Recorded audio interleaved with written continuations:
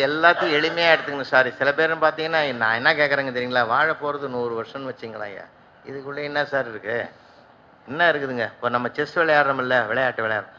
ராஜா coin ஒன்று இருக்குது, ராணி coin இருக்குது, சிப்பாயின்னு ஒன்று இருக்குதா இல்லையா? ராணிக்கு பவர் அதிகம், ராஜாவுக்கு ஒரு வேல்யூ குறைவு, அதுங்க சிப்பாய்க்கு ஒன்றும் கிடையாது. ஆனால் அது கட்டத்தில் சதுரங்க கட்டத்துக்குள்ளே வரும்போது ஒவ்வொன்றும் ஒவ்வொரு பவரில் இருக்குது. 2 மணி நேரம் அந்த விளையாட்டை விளையாடுறோம். பிறகு எல்லாம் என்ன பண்ணுறோம், ராஜா காய், ராணி காய், சிப்பாய் காய் எல்லாம் சேர்த்து ஒரே பாக்ஸில் போட்டு வைக்கிறோம். அப்போ எதுக்கும் வேல்யூவே கிடையாது. வாழுகிற மனிதன் தான் அவர் மந்திரி, இவர் எம்எல்ஏ, இவர் எம்பி, இவர் குடும்பஸ்தான், இவர் தொழில் அதிபர். 6 அடி நிலத்துக்கு போகும்போது எல்லாம் ஒன்று தான். வாழ்க்கையினுடைய முடிவே அந்த டப்பாக்குள்ளே போன காய் மாதிரி தான் இப்போது. அதுக்கு பிறகு ஒன்றுமே கிடையாது. வாழுகிற மனிதன் வரவைக்கும் ஒரு மனிதன் சரித்திரம் படைத்தவனாக வாழ்கிற போது தான் பிற்காலத்தில் மற்றவர்களுக்கு வழிகாட்டியாக வருவதற்கு வாய்ப்பு இருக்குது. நாம் எதுவாக மாற வேண்டும் என்று சதா நினைக்கிறோமோ நாம் அதுவாகவே மாறுவோம் என்பதுதான் கீதையினுடைய சாரம். அதனால் அந்த பிள்ளைகளுக்கு இதெல்லாம் தெரியாது. நான்லாம் சொல்கிறது, ஒரு எம்பி நிற்கிறானா, ஒரு அரசியல்வாதி நிற்கிறானா, ஒரு எம்எல்ஏ நிற்கிறானா, அவனுக்கு ஒரு எக்ஸாம் வைங்க. வாழ்க்கையில் ஒரே ஒரு தேர்வு, அது 18 அத்தியாயம் பகவத்கீதையில் 3வது அத்தியாயத்தை டெஸ்ட் வை. அது கர்மயோக அத்தியாயம்னு பேர். செயலை செய், செயலை நேசித்து செய், செயலை செயலுக்காக செய், அதுதான் சாரம். எதையாவது ஒன்று பாஸ் பண்ண தான் சார் வரணும், அப்படி தான் வரணும் இல்லை? அந்த மாதிரி அங்கே நெறிமுறை வச்சுருக்கான்.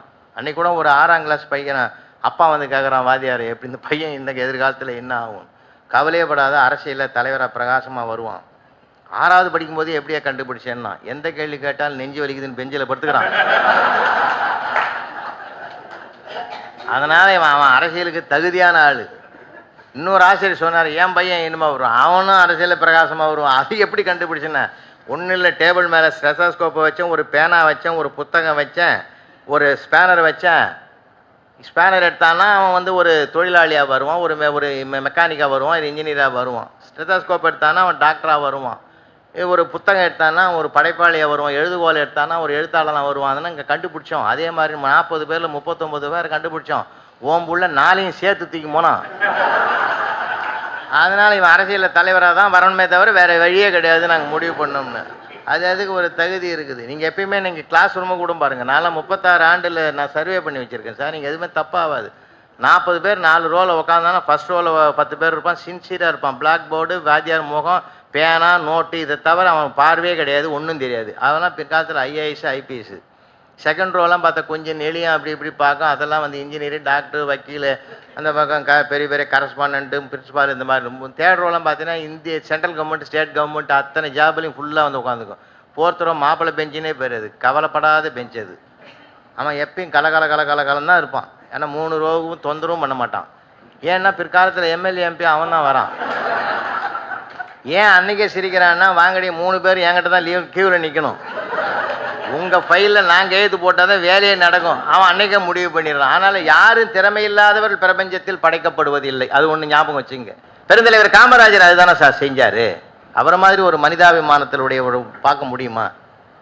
அது மாதிரி பார்க்க முடியுமா சார்? நான் அடிக்கடி அவருடைய வாழ்க்கையில் நான் ரொம்ப வியந்து போனது. உங்களுக்கு தெரிஞ்சிருந்தால் நான் நினைவுபடுத்துகிறேன். லிஃப்ட் ஆப்ரேட் பண்ணுறோம், லிஃப்ட்டுக்குள்ளே சட்டமன்றத்துக்கு போகிறார், ஆப்ரேட் பண்ணுற பையன் அழுகுறான். சார் போங்க சார், உங்களை உலகமே போகிறது, ஒன்றால் நான் கஷ்டப்பட போகிறேன்னா. என்னால் நீ என்னடா கஷ்டப்பட போகிறேன்னாரு. நீ போட்ட ஜீவோவில் எனக்கு வேலை போக போகுதுன்னா. என்னடா ஜீவோ போட்டாங்க, என்ன விஷயம் விளக்கி சொல்கிறான்னார். அதெல்லாம் ஒன்றும் இல்லை, இந்த லிஃப்ட் ஆப்ரேட் பண்ணுறதுக்கு 10th 10வது கிளாஸ் படிச்சிருக்கணுமா, குவாலிஃபிகேஷன் வச்சு போட்டாங்க. நான் 8th தான் படிச்சிருக்கிறேன், எனக்கு வேலை போக போகுதுன்னா. இருந்தாலும் அவர் என்ன பண்ணார், மனசு கெட்டு போயிடுச்சு. அப்படியே வந்துக்குது ஜீவோன்னு போய் சம்மந்தப்பட்ட ஐஏஎஸ் அதிகாரியை கூப்பிட்டார். ஆமாம், போன வாரம் தான் ஜீவோ வந்து. அட பித்துக்குழி பசங்கள் பிடிச்ச சொன்னேன், பித்துக்குழியா இருப்பியா நீ, என்னையா படிச்சிருக்கிற? பொத்தான எழுத்துனா மேலே போகும்போது, பொத்தான எழுத்துனா கீழே வரும்போது, இதுக்கு எதுக்கே 10வது, அது 8வது பட்சம் அழுத்தினா ஏறாது, அது இறங்காத. அட போயா, இந்த ஜீவோ கிழிச்சு போடு. அவனாவது 8th படிச்சிருக்கிறான், நான் அது கூட படிக்கல. நாளைக்கு என்ன கேட்க மாட்டான். நான் 8வது படிச்சவனே வேலையை விட்டு வந்துட்டேன்னா, இருந்தாலும் எதுவுமே படிக்காத சிஎமாக்குறான்னு கேட்டால் நான் என்னையா பண்றது? அவனை வச்சு தன்னை ஒப்பிடுறாரு சார் அவரு. இந்த மாதிரி ஒரு இறங்கி வந்து பார்க்குற பார்வை யாருக்காவது உண்டா? யாருக்காவது உண்டா சார்? எவ்வளோ பெரிய மகாத்மா காந்தி நீங்களே நினச்சிங்க ரொம்ப சீரியஸாக அவர் எப்பயுமே ராம பஜனை தான் பண்ணி கிடப்பாரு, அகிம்சா. அவர் எவ்வளோ ஹியூமரஸ் தெரியுமா? எனக்கு மட்டும் சிரிக்க தெரியவில்லை என்றால் எப்பொழுதோ தற்கொலை செய்து கொண்டிருப்பேன்னு எழுதியிருக்காரு சதீஷ் சோதனையில். அவர் எவ்வளோ பெரிய ஹியூமரஸ் தெரியுமா? சபர்மதி ஆசிரமத்தில் விருந்து நடக்கும் தினம், மத்தியானத்தில் அப்படியே ரவுண்டு வருவார் காந்தி. அவர் அங்கே ரூல்ஸ் என்ன தெரியுமா? இலையில எது வச்சாலும் இலையை தவிர சாப்பிடணும், வேற அங்கே வைக்கவே கூடாது. அவ்வளோ பயப்படுவான் அவன் சாப்பிட்றவன் பூரா. அன்னைக்கு ஒரு வெள்ளைக்காரன் வந்து உட்காந்துட்டான், ஆங்கிலேயன் வந்து உட்காந்துட்டான். இந்த சர்வ் பண்ணுறவன் போய் மகாத்மா காந்தியை கெஞ்சிறான், சாமி என்ன தெரியுமா ரூல்ஸ்? அது வேப்பலை அரைச்சி, வேப்பலையை பியூர் வேப்பலையை அரைச்சி, அது உப்பு கிடையாது, காரம் கிடையாது, தாளிப்பு கிடையாது, எதுவுமே கிடையாது, அப்படியே ஒரு உருண்டை வைக்கணும். அதையும் எல்லாம் சாப்பிட்டாலும் கம்பல்சரி சாப்பிட்டாகணும். அந்த மாதிரி கசப்பு உள்ளே போனால் எதிர்ப்பு சக்தி வரும்னு அவர் அன்றைக்கே கண்டுபிடிச்சி வச்சு தான் அதை வச்சார், டெய்லி ஆகாரத்தில் வச்சார். நம்மால் என்ன பண்ணால் அந்த ஆங்கிலேயன் வைக்கும்போது சொன்னான் அந்த சர்வர், அவனுக்கு பிடிக்குமோ பிடிக்காத சாமி, அவனை மட்டும் விட்டுருவோமேன்னாரு. ரூல்ஸ் படி நடப்போ அப்படின்ட்டார். அவனுக்கும் ஒரு உண்டை வச்சார் கிரீன் கலரில். அவன் என்ன பண்ணால் கூட்டு காய்கறி பொரியல் அப்பளம்லாம் சாப்பிட்டுட்டு இதையும் தொட்டான் பாரு, இது டோட்டலாக கசக்கு, எல்லாத்தையும் கசப்பாக்குது. அவன் டெக்னிக்காக சிந்திப்பான்ல, சரி இதை முதல்ல சாப்பிட்ருவோம், அதுக்கு பிறகு ஒன்று ஒன்றா சாப்பிட்டா இதனுடைய உண்மையான டேஸ்ட் நமக்கு கிடைக்கும்னு சொல்லி ஒரு உருண்டையை தூக்கி அப்படியே உள்ளே போட்டு முழுங்கிட்டான். காந்தி 2வது ரவுண்டில் பார்த்துட்டார், சர்வ் பண்ணுறவனை கூப்பிட்டார், பிடிக்காதுன்னு அந்த ஆளுக்கு பிடிக்காதுன்னு சொன்னேன். அவன் கொஞ்சம் கொஞ்சமாக சாப்பிட்றான், இருந்தாலும் முழுசுன்னு சாப்பிட்டான் பாரு, இன்னும் கொஞ்சம் வையினார். இப்ப இந்த ஆளால அவனுக்கு 2வது தண்டனை. ரசனை என்பது ஒவ்வொரு மனிதனுக்குள்ளே இருக்குது. நாம எதையுமே பார்க்குறது, சினிமாவை கூட கடமையான்னு பார்க்குறோம், எப்போ முடியும்? ஒய்ஃபை கேட்பான், அது பாவம் எல்லாத்தையும் மறந்து உட்காந்து பார்க்கும். இன்னும் தோண டேய் பையனை கூப்பிடு, 10 நாள் எழுப்பிட்டு இங்கே உட்காந்து உட்காரு, எப்போ பார்த்தாலும் எப்போ முடியும் எப்போ முடியும். அங்கே கூடமா போய் டூர் போங்கன்னு ஒரு குடும்பத்துக்குலாம் நான் ரொம்ப குடும்ப மீட்டிங்கில் பேசுவேன். இப்போ ஜாயின்ட் ஃபேமிலி எல்லாமே போச்சு, அது வேறு. பாரதி வித்யாபவனில் அப்படி தான் ஜாயின்ட் ஃபேமிலி பற்றி 2 மணி நேரமாக பேசி, ஒரு சாஃப்ட்வேர் இன்ஜினியர் பையன் வந்து, நான் கூட ஜாயின்ட் ஃபேமிலிலாம், வீட்டுக்கு போய் பார்த்தா அவன் ஒய்ஃபும் சேர்ந்து இருக்கிறது ஜாயின்ட் ஃபேமிலி. நான் சொன்னேன், இது இல்லைடா ஜாயின்ட் ஃபேமிலி, அம்மா அப்பா தாத்தா பாட்டி உறவுகள்லாம் சேர்ந்து இருக்கிறதாடா ஜாயின்ட் ஃபேமிலி, நீங்கள் 2 பேரும் இருக்கிறதாடா ஜாயின்ட் ஃபேமிலி. இல்லை நாங்கள் ஜாயிண்டாக தானே இருக்கிறோம்மா. அவனுக்கு அதுவே விளக்கம் தெரியல இப்போ. இல்லை எல்லாமே போச்சு சார், எல்லாமே போச்சு. எல்லாமே பாடத்திட்டத்தில் இருந்தால் தான் மார்க்குக்காக படிக்கிறான், பாடத்திட்டத்தில் இருந்தால் தான் படிப்பான் போலுக்குது. இதெல்லாம் லைஃப் சொல்லி கொடுக்கல நம்ம நிறைய விஷயங்கள். நான்லாம் எங்கள் பாட்டிக்கிட்ட கேட்பேன், பாட்டி உன் கல்யாணம் எப்படி நடந்தது? அது ஏன்டா கேட்குறேன், உன் பாட்ட முகத்தை நிமிந்து பார்க்கறதுக்கு எனக்கு 4 வருஷம் ஆச்சு. அதுக்குள்ள உங்கள் ஒப்பனும் சித்தப்பனும் பிறந்துட்டான். என்ன ஆனந்தமான வாழ்க்கையா? 4 வருஷம் ஆச்சு நிமிந்து பார்க்கறதுக்கு அந்த ஆளை. இல்லை ஒரு லைஃப் எப்படி இருந்ததுன்ற, என்ன மகிழ்ச்சியா இருந்ததுங்கிற. அதிகாரமா இருந்தாலும் அன்பு தான் சார் அங்கே துள்ளி குதிச்சது. 2 பேருமே போத் சைடு, ஆணும் பெண்ணும் விட்டு கொடுக்கறது தயாரா இருந்தாங்க. தீபாவளி கூட ஒருத்தன் ஒரு ஃப்ரெண்டை பார்த்து கேட்குறான், சார் இப்போ ஒரு செய்தி வந்தது, ஃப்ரெண்டை கேட்குறான், என்னடா நேற்று ரொம்ப கவலையாக இருந்தேன். அடப்போடா ஒரு 20,000 ரூபாயில் என் புடவை பட்டு புடவை எடுத்தான்ட்டான் என் ஒய்ஃபுன்னா. இன்னைக்கு ஜாலியாகிற அதை தூக்கும்போது உன் ஒய்ஃபு கிட்ட காட்ட போய்க்கிறான். அது வாங்கின கஷ்டத்தை விட இந்த அவனுக்கு அவ்வளோ மகிழ்ச்சி அவனுக்கு. ஏன்னு கேட்டீங்கன்னா தன்னை விட இன்னொருத்தன் கஷ்டத்தில் விடலாம் பத்தியா. அதனாலதான் சார் இவனுக்கு பரிபூர்ண ஆனந்தம். இல்லை அன்னைக்கு ஊட்டி மலை மேலே பஸ் போகுது, சாயந்தரம் 6:30 மணி இருட்டு போச்சு. டிரைவருக்கு சீட்டுக்கு பின்னாடி ஒருத்தன் புலம்பெல்லாம், பொண்டாட்டி சரியில்லை, புள்ள சரியில்லை, வார்டு மெம்பர் சரியில்லை, ஊரே சரியில்லை. டிரைவருக்கு டென்ஷன் ஆகிடே, கண்டக்டர் மணிக்கு இடத்த மாற்றி உட்கார வை. என்ன டென்ஷன் ஆகிறான்? இல்லைன்னாத்த எதுவும் நம்பிக்கை வை, எல்லாம் சரியாக போடும். எதை வச்சுன்னா நம்புறது? இப்போ எனக்கு இன்னும் 2 கண்ணும் தெரியல, இந்த பஸ்ஸு போகும் நான் நம்பதே. அவ்வளோதான் சார், பொண்டாட்டியம் வந்தான், புள்ளையம் வந்தான், வார்டு மெம்பரை வந்துட்டான், முருகா இந்த பஸ் மலையில போய் ஒழுங்கா சேரணும்டான்னு வேணும். ஏன்னா மனுஷனுக்கு ஒரு துன்பத்தை விட இன்னொரு துன்பம் வந்தா இதை மறந்துடுவான். இப்போ நீங்க பாத்தீங்கன்னா நம்ம பேப்பர்ல கூட அப்படிதான் அறிக்கை வரும் பாத்தீங்களா, சீனாவுக்கும் இந்தியாவுக்கும் யுத்தம் வரும். உடனே மக்கள்லாம் பார்ப்போம், என்ன யுத்தம் வருன்றாங்களா, வருமா வருமா? நான் கேட்குறாங்க, சீனாவுக்கும் இந்தியாவுக்கும் யுத்தம் ஒரு காலத்துலேயும் வராது, எழுதி வச்சுங்க, வரவே வராது. ஏன்? அவன் நாட்டில் உற்பத்தி ஆகிற அத்தனை பொருளையும் நாம தான் வாங்குறோம். நான் சொல்றது சின்ன விஷயம்தான். அதனால தான் என் பையனே சொன்னான், காதல் கூட சீனாவில் தான் தோண்டி இருக்கும்னு. எப்படா என்ன வாரண்டியும் கேரண்டியும் கிடையாது, அதனால அந்த காதல் கூட அங்கதான் உதயமாயிருக்குன்றான். அதனால வாழ்க்கையில எந்த சூழ்நிலையிலும், அதாவது நம்ம இன்னும் கூட சொல்ல போனா எளிமையா சொல்லணும்னா, இல்லாததற்கு ஏங்குவதை விட இருப்பதில் மகிழ்ச்சி அடைகிற மனப்பக்குவத்தை மனிதன் பெற்றுவிட்டால் அந்த வாழ்க்கையை விட ஒரு உயர்ந்த வாழ்க்கை உலகத்திலே யாருக்கும் கிடைக்காது. மனசை பக்குவப்படுறது லேசான விஷயம் இல்லை சார். ஆனா நிறைய பேர் பக்குவப்பட்டுக்கிறான். தாம்பரத்தில் ஒருத்தன் சொன்னான், என் சொத்தெல்லாம் தர்மத்துக்கு எழுதிட்டான்னா. அப்புறம் பிறகுதான் தெரிஞ்சது அவன் சம்சாரத்து பேர் தர்மம்னு. இல்லையா? அவன் எவ்வளவு பக்குவமா இருக்க. வாழ்க்கையில சந்தோஷமா இருக்கணும், வாழ்க்கையில மகிழ்ச்சியா இருக்கணும். நீ வீட்டில் யார் எது கேட்டாலும் வாங்கி கொடுங்க. எங்க அம்மாவுக்கு ரொம்ப நாள் ஆசைன்னு தெரியாது எனக்கு. ஒரு நாள் அதுவே வாய் திறந்து கேட்டுது, ஏன்னடா உன் வீட்டு சம்சாரத்துக்கெல்லாம் வாங்கி கொடுக்குற, உன் கூட பிறந்தவங்களாம் வாங்கி கொடுக்குற, எனக்கு வாங்கி கொடுக்க மாட்டேன். என்னம்மா சொல்லுமான்னு. நிம்ம பொம்மிஸ் நைட்டின்றாங்களா, அது ஒன்று வாங்கி. அட இதுக்காமா போய் ஆசைப்பட்டேன்னு ஒரு வெள்ளை கலரில் வாங்கி அந்த கொடுத்துட்டு ராத்திரி 1:30 மணிக்கு அது போட்டுக்கின்னு வெளியில் வந்து செகண்ட் ஷோக்கு சினிமாவுக்கு போனவன் அந்த வழியாக வந்து லாரன்ஸு, ஆமாம் ராகவா லாரன்ஸ் படத்தை பார்த்துவிட்டு அவன் பயத்தோட வர்றவன் இதை பார்த்துவிட்டு ஏதோ ஒரு வெள்ளை பை தான் வந்துட்டான்னு சொல்லி கை கீழே உழுந்து அதிர்ச்சி அடைஞ்சு ஆஸ்பத்திரியில் அட்மிட் ஆகிட்டான்னா அது எல்லாமே வந்து பார்த்தீங்கன்னா டோட்டலாக பார்க்குற போது வாழ்க்கையில் எல்லாம் நிகழும் தான். அதுக்காக நம்ம வருத்தப்படக்கூடாது. இன்பமும் துன்பமும் நிறைந்தது தான் வாழ்க்கை.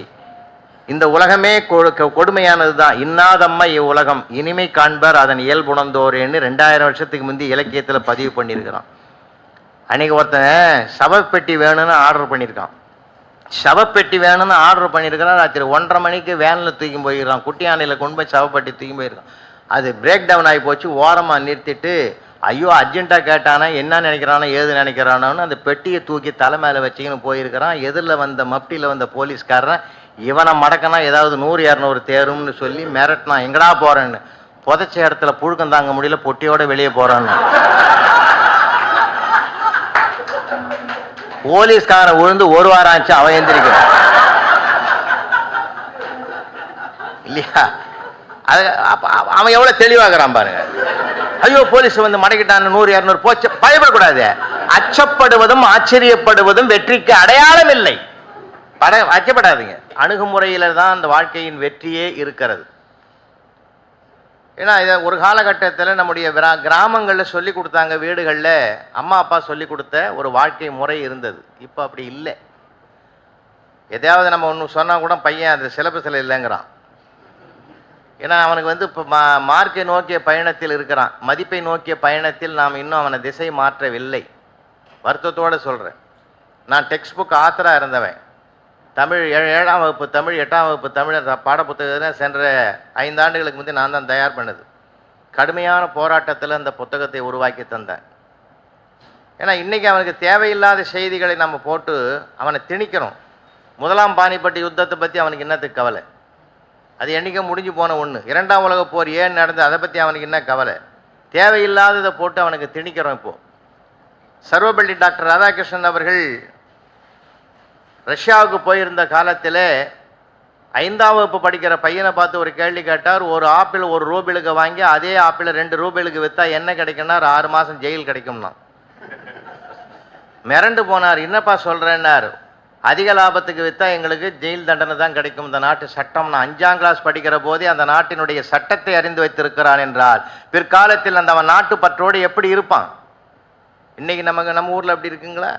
1 லிட்டர் பாலில் 1/2 லிட்டர் தண்ணி கலந்தா எவ்வளோன்னு நம்மளே கணக்கு கேட்குறோம். அவன் எதை கற்றுக்கிறான்? இன்னும் சொல்ல போனால் 7 8 போகமாடா, போகவே போகாது. பக்கத்தில் ஒன்று கடை வாங்கு. 12th வரைக்கும் இதை தான் சொல்லி கொடுக்குறோம். அதுக்கு பிறகு அவனாக தற்பூர்த்தி ஆன பிற்பாடு கடை வாங்கிடுறான். ஏன்டா கொடுக்கலன்னா ஒரு நாளாவது வாங்கினதை திருப்பி கொடுக்குற மாதிரி நீ கணக்கு சொல்லி கொடுத்தியான்னு கேட்குறான். இப்போ அவன் கேட்குறதுல நியாயம்தானுங்களே, நியாயம்தானே கேட்குறான். அதனால் நம்முடைய பார்வை மனோபாவங்கள் மாறுபட்டு இருக்கிறது. அதை நாம் என்ன பண்ணணும், ஒரு காலகட்டத்தில் வீட்டில் சொல்லி கொடுத்தாங்க. அம்மா அப்பா எப்படி லைஃப்பில் எப்படி இருக்கணும்லாம் சொல்லி கொடுத்தாங்க. நான்லாம் தன்னுடைய தாயை, பெற்ற தாயை மறக்க முடியாது. ஏன்னா முதல் ஆசிரியை அவ தான். பிரபஞ்சத்தினுடைய முதல் ஆசிரியை. மாபெரும் சக்தி என்று சொன்னால் ஒவ்வொரு சக்தியினுடைய வடிவமாக இருப்பது தான் பெண்மை. அதில் தாய்மை என்பது தான் மிகப்பெரிய வலிமை உடையது. என்னாலாம் பார்த்தீங்கன்னா சின்ன பிள்ளையா இருக்கும்போது ஆஃப்டர் அவசர் போட்டுக்கிட்டு அப்படி இப்படின்னு சுற்றுவேன். எங்கள் அப்பா விவசாயி வெளியிலேருந்து வர்றாருன்னா அப்பான்னு ஓடும்போதே பின்னாடி ரிவர்ஸில் பிடிச்சி இழுப்பாங்க. என்னடா பார்க்காத அப்பனை பார்த்துட்டு அப்படி போய் உட்காரு, அந்த ஆளே கடுப்பில் வரான், நீ போய் உட்காரு அப்படின்னு சொல்லி எங்கள் அப்பாவை கூப்பிட்டு ஸ்டூலில் உட்கார வச்சு ஒரு டம்ளர் தண்ணியை கொடுத்து அது 10 நிமிஷம் பிறகு ஒரு காப்பியை கொடுத்து விசிறி எடுத்து அந்த விசிறி ஒரு அரை மணி நேரத்துக்கு பிறகு போடா இப்போ அவர் 6ல் வந்துடுத்தாரு. வரும்போதே சொல்லுவாங்க அதுவே 5ல் வருது ஏன்டா கிட்ட போகிறேன்னுவாங்க. அப்புறம் 6ல் வந்துடுதுன்னுவாங்க. ஒரு மாதம் இதை கேட்டுக்கிட்டு ஒரு நாள் கேட்டீங்கன்னா நம்ம வரும்போது 5ன்ற அப்புறம் 6ன்ற அரை மணி நேரம் பொறுத்துன உள்ள இல்லைனா மனுஷனுக்கு 6 அறிவு. அந்த ஆள் வெளியில் போனாலே ஒன்று குறைஞ்சி தான் வீட்டுக்கு வருவான். அப்போ போய் நீ அப்பான்னாக்கா அந்த ஆள் குதறிடுவான், இருக்கிற கோபத்தில் ஓ மேலே காட்டிடுவான். அதனால் 6க்கு வர்றதுக்கு தாண்டா நான் தண்ணியை கொடுத்து காப்பியை கொடுத்து ஸ்டடி பண்ணி அதை ஒரு ஆளாக தயார் பண்ணி 6க்கு கொண்டாந்த பிறகு நீ போய் அப்பான்னா என்னடான்னு கேட்பாரு. இந்த தேவ ரகசியம் அந்த தெய்வத்தை விட வேற உலகத்தில் யாருக்குமே தெரியாதியா. இதெல்லாம் உண்மையிலே சொல்கிறேன். அந்த தாயினுடைய மனோபாவம் கட்டின மனைவிக்கு தெரிஞ்ச சண்டையே வராது சார். உள்ள நுழையும் போதே வந்துட்டியா அப்படின்னாலே அவனுக்கு கோவம் வந்துடும் இல்லைங்களா. இன்றைக்கி அந்த நமக்கு அந்த வாழ்வியல் நெறிமுறைகளே போச்சுங்க. தாத்தாவும் பாட்டியும் கதை சொன்ன மண்ணுங்க அந்த மண் இல்லைங்களா. கதை சொல்லி நெறிப்படுத்தினாங்க சார். நான்லாம் நிறைய கதை கேட்டிருக்கிறேன். இப்போ யார் கதை சொல்கிறாங்க? அவங்கவுங்க கதையே பெருங்கதையாக இருக்குது இல்லை. அன்றைக்கி கூட ஒரு பையன் கேட்குறான் அம்மாவை, நான் ஏற்கனவே ஊடகத்தில் சொல்லியிருந்தால் நினைவுபடுத்துகிறேன்.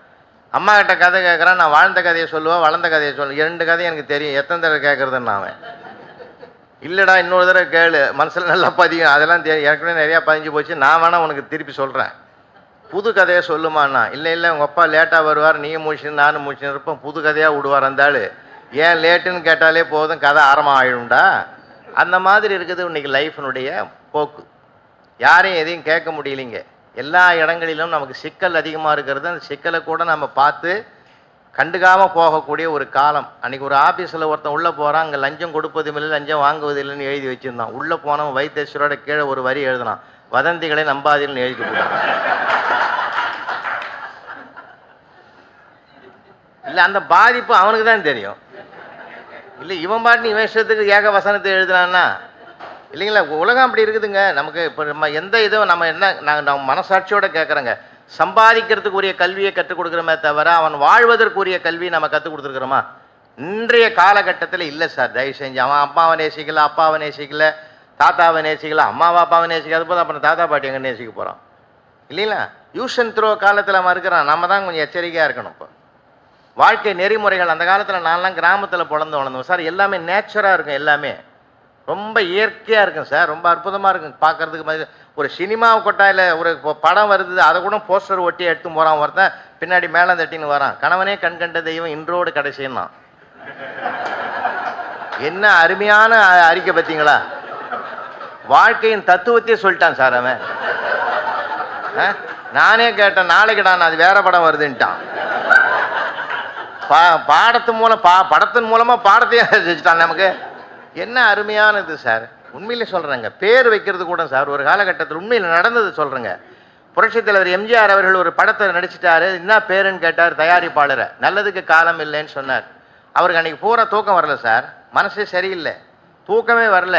காலையில் வந்து தயாரிப்பாளரை கேட்டார். இப்போது ஒருத்தன் படம் ஃபர்ஸ்ட் ஷோ பார்த்துட்டு வரான்னு வச்சுங்க, செகண்ட் ஷோ படம் பார்க்க ஒருத்தன் போகிறான். என்ன படம் பார்த்தப்பான்னு கேட்பான். நல்லதுக்கு காலம் இல்லைன்னு சொல்லுவான். சொல்லுவானா சொல்ல மாட்டானா? இந்த சென்டிமெண்ட்டாக இதை ஆராய்ச்சி பண்ணி பாருங்கன்னா இப்போ என்ன செய்யலான்னா நல்லவன் வாழ்வான்னு மாற்றுங்க. என்ன படம் பார்த்த நல்லவன் வாழ்வான்னா அவனுக்கு ஒரு பாசிட்டிவ் எண்ணம் உருவாவதற்குரிய வாய்ப்பு கிடைக்குதுன்னா தலைப்பை மாற்றுங்கன்னார் புரட்சி தலைவர் எம்ஜிஆர். அப்புறம் மாற்றினாங்க. ஏன்னா வார்த்தைகளே ஒரு வாழ்க்கையின் சரித்திரம் இருக்கிறதுன்னு ஒரு காலகட்டத்தில் அதற்காக தேடி அலைஞ்சு பெரியவங்க நமக்கு நெறிப்படுத்தினாங்க. இப்போ நமக்கு சொல்லிக் கொடுக்கறதுக்கு யார் இருக்காங்க? யாருமே இல்லை சார். நெறிப்படுத்துறதுக்கு யாருமே இல்லை. அதனால தான் பல சிக்கல்கள் வருவதற்கு கூட அது ஒரு பெரிய காரணமாக இருக்குது. எல்லா இடங்களிலுமே எல்லா இடத்துலையுமே அப்படி இருக்கு சார். இலக்கிய செல்வர் குமரி ஆனந்தன் நானெல்லாம் ஒரு கூட்டத்தில் கலந்துக்கிட்டோம் சார். பசுமையான நினைவுகள் அது. பேசுறது எப்படின்றதுக்காக அது தெரிஞ்சாலே போதுங்க. மனிதனுக்கு தானே பேசுறதுக்கு கலையை கொடுத்துருக்காங்க கடவுள்.